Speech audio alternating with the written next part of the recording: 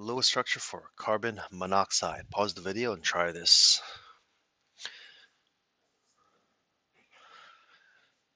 Okay, carbon has 4 valence electrons, oxygen has 6, so we have 10 valence electrons to work with.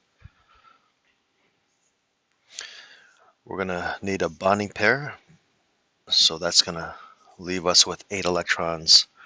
Let's get the octet on the terminal atoms. Put 6 on oxygen, we're down to 2. So there we go. You can see that the oxygen has an octet, but the carbon only has 4 valence electrons. So when we need more valence electrons, we can move a lone pair and move that into a bonding pair. We're going to need 2 lone pairs to make a triple bond. There's your Lewis structure for carbon monoxide.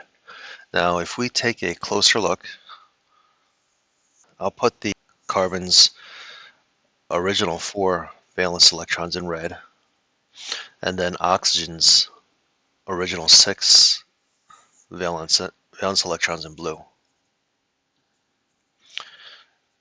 to see what's going on. I'll use a black dash to show the shared electrons.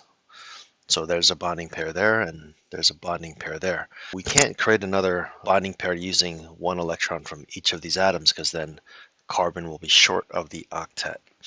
So what's happening is oxygen is going to use 2 of its lone pairs to create another bonding pair. So this is known as a coordinate